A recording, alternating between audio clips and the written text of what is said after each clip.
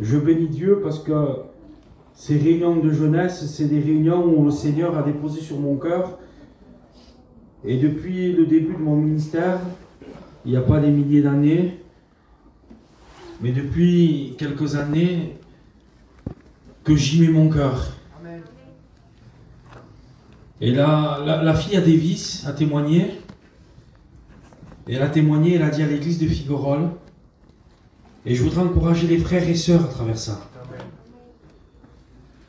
Il n'y a pas d'hasard avec Dieu.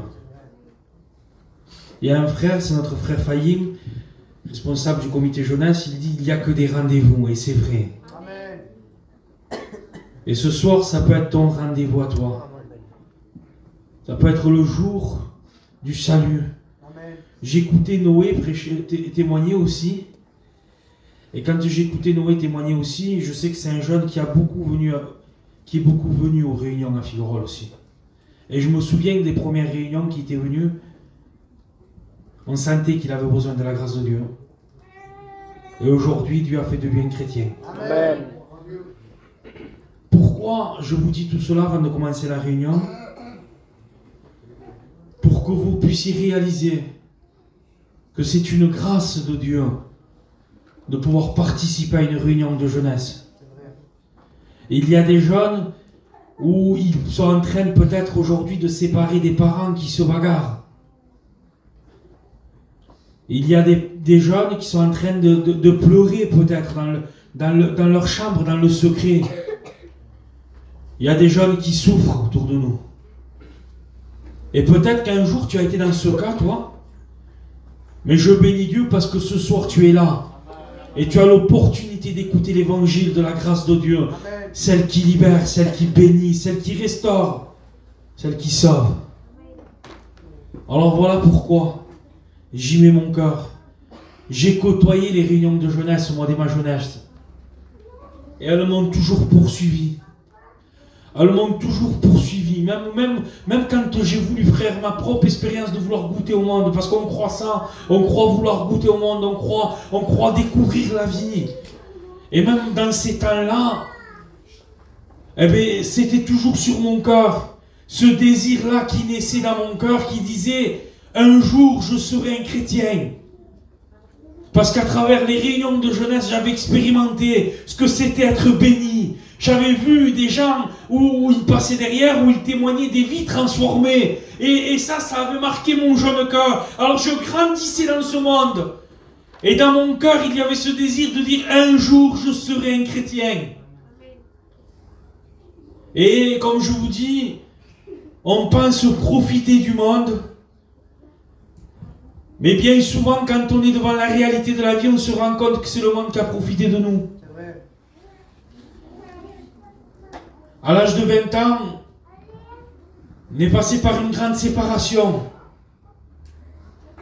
Où on a été confronté à la réalité de la vie. La réalité de la vie, c'est qu'aujourd'hui, on est là et demain, on n'y est plus.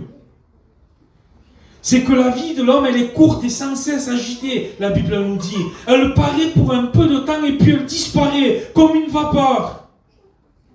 Et à l'âge de 20 ans, j'ai été confronté à cette situation-là, où la vie ne m'avait pas fait de cadeau. Et j'ai hérité d'un petit frère de 12 ans. J'avais 20 ans, j'avais déjà un petit frère de 12 ans à élever comme un père. Je vous dis tout cela pour que vous compreniez qu'au dehors, il n'y a rien de vrai. Il n'y a rien de bon. La Bible nous dit tout est vanité et poursuite du vent. Essayez d'attraper le vent. Ça ressemble être une folie de vouloir essayer d'attraper du vent. Mais c'est ce que la Bible nous dit. Tout est vanité et poursuite du vent. C'est semblable à un homme, à une femme, à un jeune homme, à une jeune fille qui voudrait dire « Je veux profiter de la vie dans un monde de vanité. » Alors je voudrais en réalité partager un texte ou deux que j'ai sur mon cœur, que j'ai reçu ce soir sur ma chaise. Et je ne voudrais pas vous tenir longtemps, mais y mettre tout mon cœur. Je voudrais vous prévenir. Je voudrais vous avertir, je voudrais être un frère parmi vous, je voudrais être un grand frère parmi vous, je voudrais vous prévenir qu'au dehors il y a un précipice, que tout ce que nous voyons, que tout ce que nous croyons que ça brille, c'est de l'illusion. Mais qu'il y a une vie qui est réelle, qu'il y a une vie qui est vraie. Alors je voudrais vous faire une lecture sans plus attendre.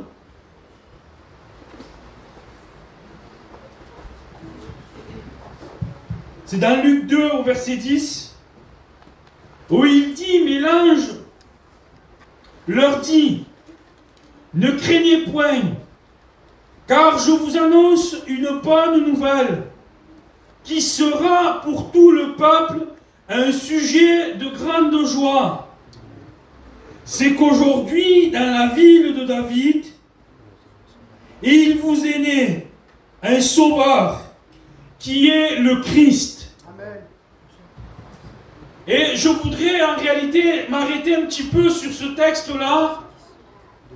Et comme je disais, je ne veux pas mâcher mes mots parce que c'est une réunion de jeunesse. Je veux justement prévenir et parler tel que la Bible parle. Amen. La Bible nous dit qu'il y a une bonne nouvelle. Mais en écoutant cette bonne nouvelle, moi j'entends aussi une mauvaise nouvelle. La Bible aussi nous reflète une mauvaise nouvelle. Quelle est cette mauvaise nouvelle? Alors cette mauvaise nouvelle, c'est que si tu n'acceptes pas cette bonne nouvelle, si tu ne prends pas cette position réelle, eh bien en réalité, la réunion pour toi ce soir, elle peut être aussi une mauvaise nouvelle. Parce que nous ne pouvons pas vous prêcher un évangile où tout ira bien, où on va vous prêcher un évangile factice, vous faire croire que tout va bien, alors que rien ne va sans Dieu. Pourquoi tu dis, frère, que rien ne va sans Dieu? La Bible nous dit que le salaire du péché, c'est la mort. La Bible, elle nous dit aussi que l'âme qui pêche, c'est celle qui mourra. Alors voilà pourquoi je vous dis qu'il y a une bonne et une mauvaise nouvelle. Si tu restes sur cette position-là, là, ce texte que je vous ai lu, il dit, il vous est né un sauveur. Et un sauveur, il naît pour sauver. Mais pour sauver qui? Pour sauver celui qui est perdu. Donc si à un moment donné, il a fallu qu'un sauveur naisse, c'est parce qu'il y avait des âmes perdues. Et ce soir, le Sauveur est au milieu de nous. Ce soir, le Sauveur est parmi nous. Alors en réalité, nous sommes obligés de vous dire que si vous continuez dans le péché, si vous continuez à refuser la grâce de Dieu, eh bien en réalité, la Bible nous dit que l'âme qui pêche, c'est celle qui mourra, et que le salaire du péché, c'est la mort. On ne peut pas vous prêcher simplement le Sauveur sans se reconnaître nous-mêmes perdus. Amen. Donc on est obligé de vous mettre devant l'évidence que si un Sauveur nous est né, c'est parce qu'on était perdus. Amen. Et que nous avons besoin d'un Sauveur. Amen. Alors je voudrais que ce soir tu puisses repartir de ce lieu avec ce Sauveur. Avec celui qui est venu chercher et sauver ce qui était perdu. Qu'es-tu venu chercher ce soir? Qu'es-tu venu entendre? Es-tu venu passer un bon moment? Ou es-tu venu rechercher quelque chose auprès de ce Sauveur?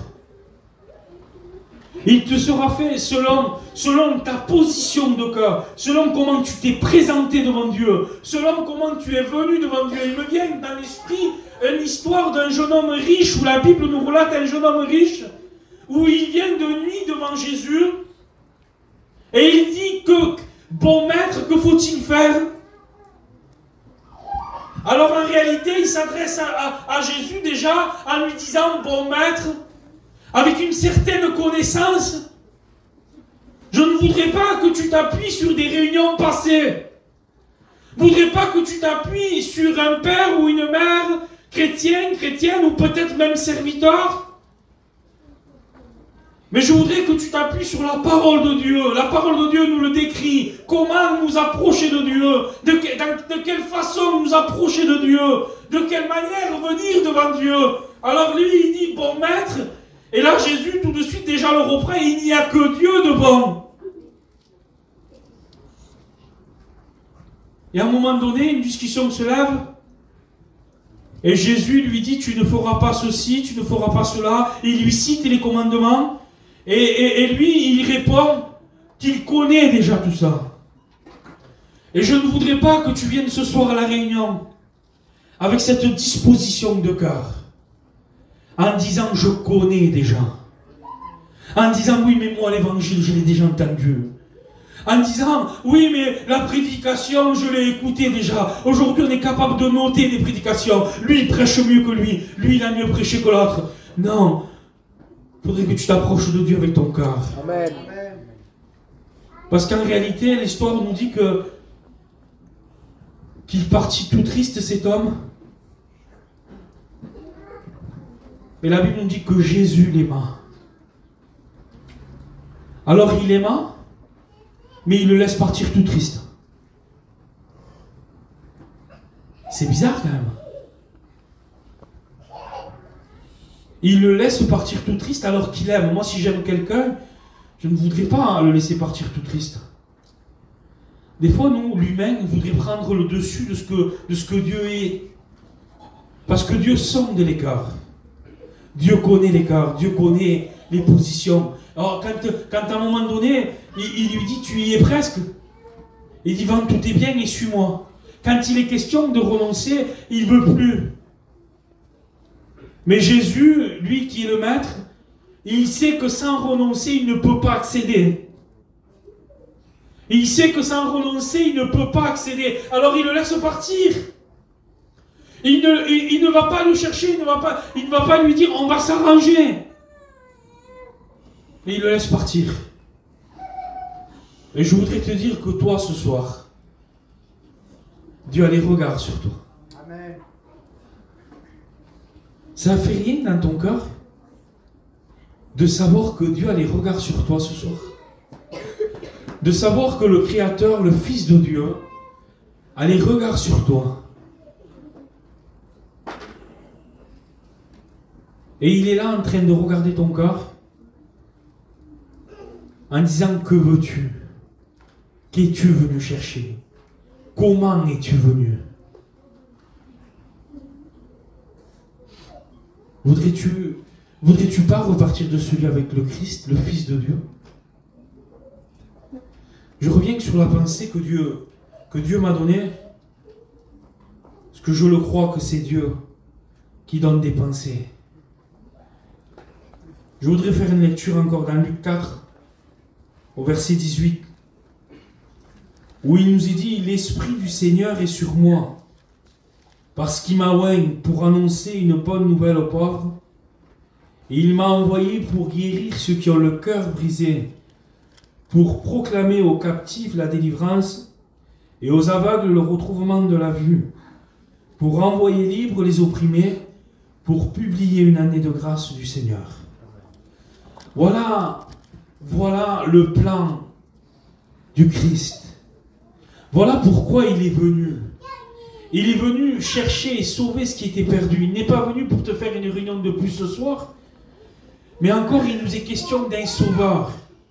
Mais un sauveur vient sauver quelqu'un qui est perdu.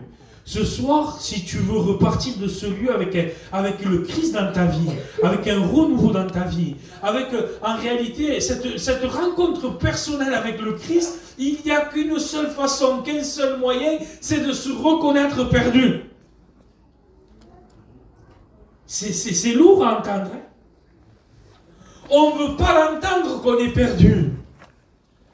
On ne veut pas l'entendre que l'âme qui pêche, c'est celle qui mourra et que le salaire du péché, c'est la mort. On ne veut pas l'entendre, ça. On se plaît dans notre péché. On se plaît dans notre état. On ne veut pas en réalité reconnaître que nous avons besoin d'un sauveur.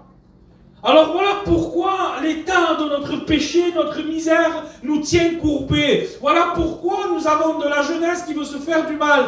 La fille de notre frère Davis disait « Je dormais avec des ciseaux. La seule personne qui m'empêchait de me faire du mal, c'était mon frère. » Mais moi je voudrais te dire, ma soeur, que la seule personne qui t'a empêché de te faire du mal, c'était les prières de ton père et de ta mère. Et que la main de Dieu agissait sur toi même quand tu ne le savais pas. Et qui t'a gardé. Amen. Mais en réalité, n'est-ce pas une folie que des petits jeunes aujourd'hui, des jeunes, puissent passer à des actes de folie comme ça à cause du péché, à cause de cet état de mal-être, alors que ce soir le Christ nous est proposé. Alors que ce soir, le Christ est venu comme un sauveur, ne craignez pas, il dit. Je viens pour vous annoncer une bonne nouvelle. Je ne sais pas, moi je ne te connais pas. Je ne connais pas ton cœur. Et je ne veux pas le connaître. Mais Dieu connaît. Dieu connaît ta misère. Dieu connaît ton état. Dieu connaît au-delà de ton apparence. Dieu connaît ce que toi, tu voudrais faire croire à tes copines ou à tes copains ou à tes amis ou à ta famille. Où tu viendrais, il y a une histoire de la Bible où c'est la femme de Jéroboam. La femme de Jéroboam, elle vient masquer pour tromper l'homme de Dieu. Et aussitôt, elle vient devant la porte au pas. Dieu lui avait révélé à l'homme de Dieu. Il dit, rentre, femme de Jéroboam. Je voudrais te dire qu'à travers ça, tu ne peux rien cacher à Dieu. Tu peux cacher à qui tu veux. Tu peux nous cacher peut-être à nous un certain temps. Je dis bien un certain temps. Je ne suis même pas d'accord avec les frères qui disent, tu peux nous tromper à nous. Non, Dieu ne nous laissera pas tromper.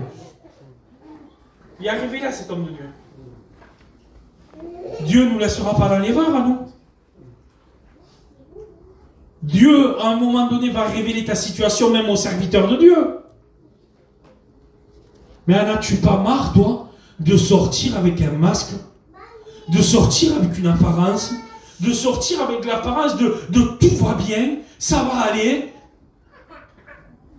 souriant, alors qu'à l'intérieur de toi, c'est brisé, c'est cassé, tu as besoin d'accepter ce sauveur. Tu as besoin de reconnaître que tu as besoin d'un sauveur, que tu as besoin d'une intervention divine qui vient du ciel. Et il n'y a pas d'autre moyen. Je disais, moi j'ai hérité d'un enfant de 12 ans à l'âge de 20 ans parce que la vie ne m'a pas fait de cadeau. Est-ce que ce n'est pas les conséquences du péché? Le péché détruit. Le péché mène à la ruine. Le péché, on croit le caresser, on croit jouer avec, et à un moment donné, on se rend compte que lui, il nous a pris le dessus, et qu'il nous a écrasés. Alors voilà pourquoi je vous prêche de tout mon cœur, et en réalité, je ne veux pas vous apporter un beau message, je ne veux pas vous apporter une belle prédication, mais je voudrais secouer vos cœurs, en disant, il y a un danger. Il y a un danger de vivre sans Dieu. Il y a un danger de ne pas accepter ce sauveur, de rester dans cette position de perdu. Il y a un danger. Pourquoi il y a un danger? Pourquoi? Parce que je l'ai expérimenté. Des frères et des sœurs sûrement qui l'ont expérimenté. Où un jour on a parlé avec quelqu'un et l'heure qui a suivi n'était plus là. Et on peut être jeune ou moins jeune. La mort, quand elle frappe, elle n'envoie pas de carte de visite. Elle ne prévient pas. Où passeras-tu l'éternité? La Bible nous parle de deux endroits où passer l'éternité. Loin de Dieu, dans un lieu de tourment, dans un lieu où on ne désire pas voir venir ses bien-aimés. Il y a des endroits où on voudrait, que les nôtres viennent. Il y a des endroits beaux où on voudrait les partager avec ceux qu'on aime. Mais celui-là, la Bible nous dit qu'on ne désirerait pas voir venir nos bien-aimés. Un lieu de tourment. Mais il y a un lieu aussi, dans la présence de Dieu, pour l'éternité. Là où la Bible nous dit qu'il n'y aura plus de pleurs, il n'y aura plus de deuil, il n'y aura plus de maladie, il n'y aura plus de misère. Aujourd'hui, qu'est-ce que c'est qui brise nos foyers, qui brise nos maisons? Qu'est-ce que c'est? On met des noms, nous. On a mis des noms sur la drogue, on a mis des noms sur l'alcool. Non, c'est le péché. Amen. Le péché est destructeur. Amen. Et le péché et l'enfer ont fait alliance. Et si on reste dans notre péché, notre destination s'éloigne de Dieu pour l'éternité. Mais ce soir, il y a un moyen. Ce soir, il y a la grâce de Dieu. Amen. Ce soir, il y a cette bonne nouvelle. C'était simple en réalité. C'était simple pour l'ange. Il a annoncé une bonne nouvelle. Et il annonce la naissance d'un sauveur. Il annonce quelque chose de bon. Il annonce quelque chose de simple pour lui. Il annonce la naissance d'un enfant, d'un sauveur. Et en réalité, quand je réfléchissais à ça, je disais, mais quelle simplicité pour l'ange d'annoncer cette venue. Mais pour celui qui l'a accompli, pour le Christ, ça a coûté un prix. Pour l'ange, c'était simple. Pour les hommes qui étaient là à l'écouter, c'était simple aussi. Ils l'entendaient.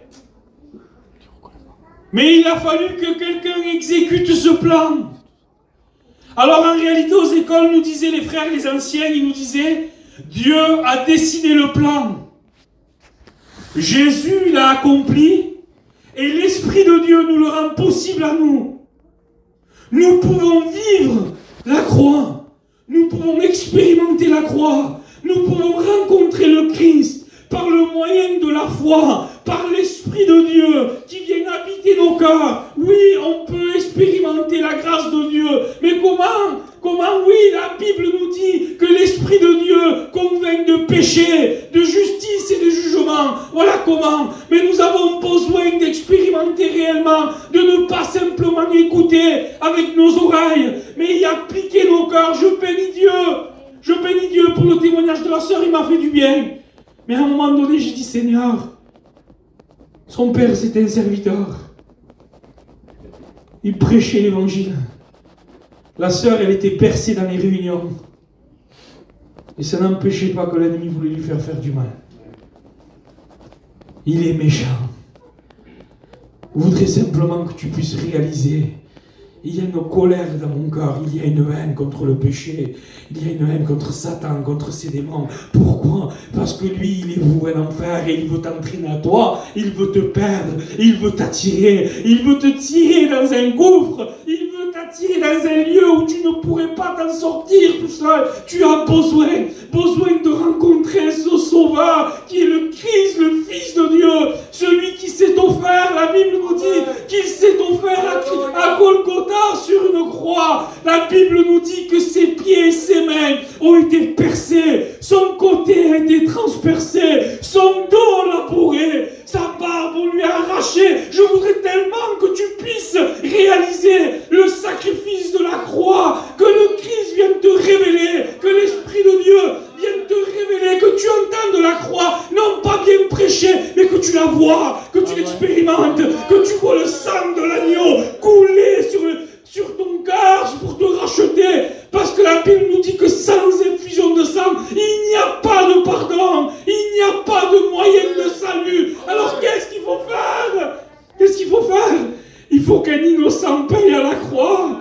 Il faut qu'un innocent soit élevé entre ciel et terre. Il faut que son dos soit labouré. Il faut que sa barbe soit arrachée. Il faut qu'on lui crache au visage. Il faut qu'on lui mette une couronne d'épines. Il faut qu'on lui transperce son côté. Son sang a coulé pour te racheter, pour te donner un moyen de salut. Il est temps pour toi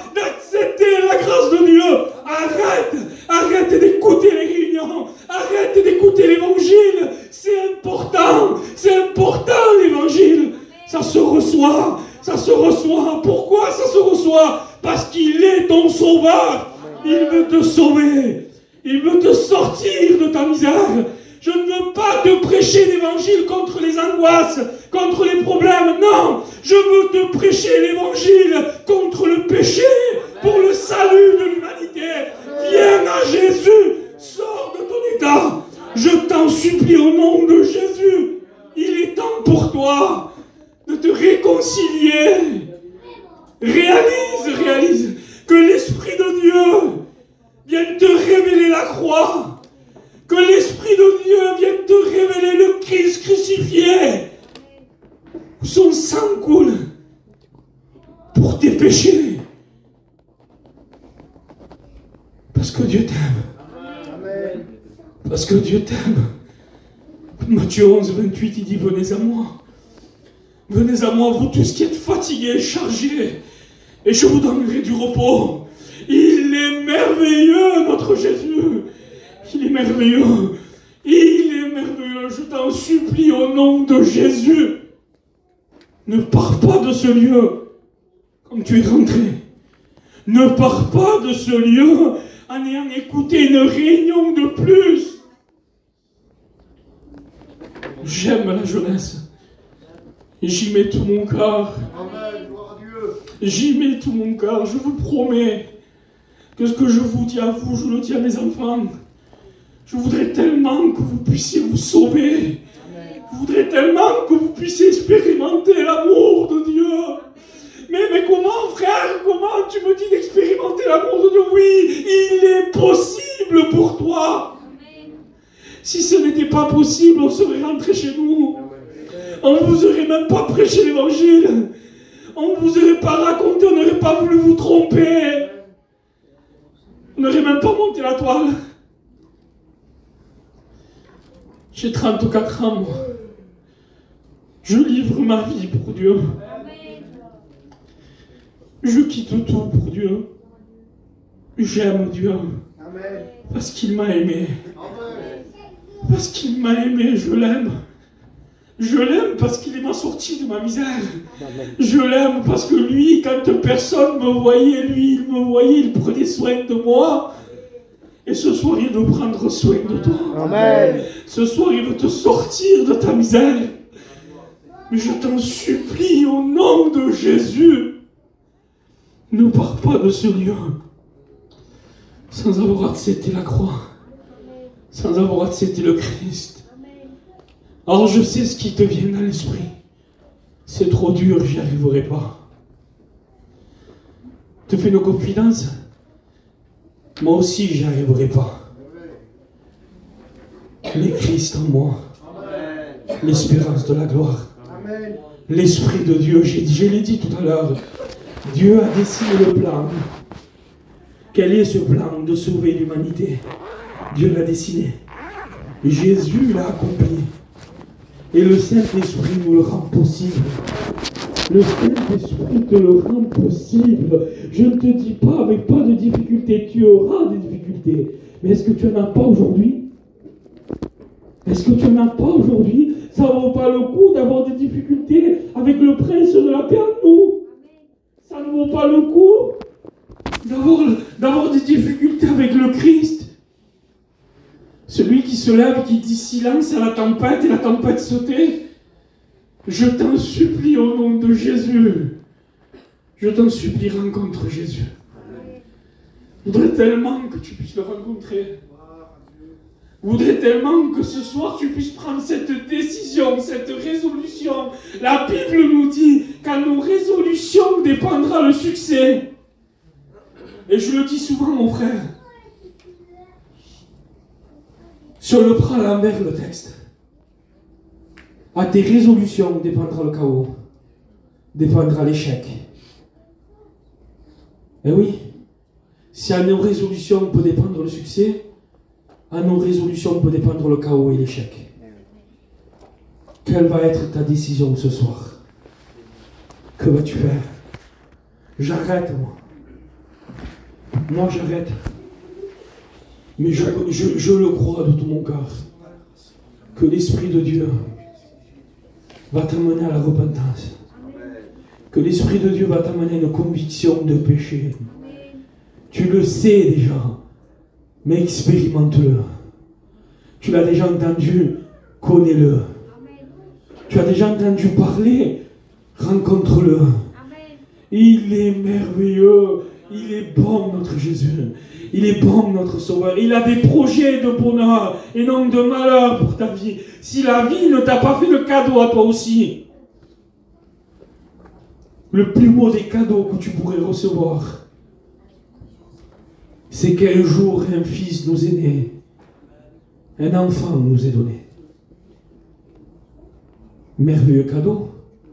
La grâce de Dieu.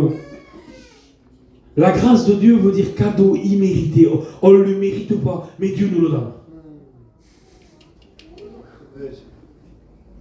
Alors on ne va pas plus loin. Je voudrais que tous les frères et sœurs s'inclinent. L'église avec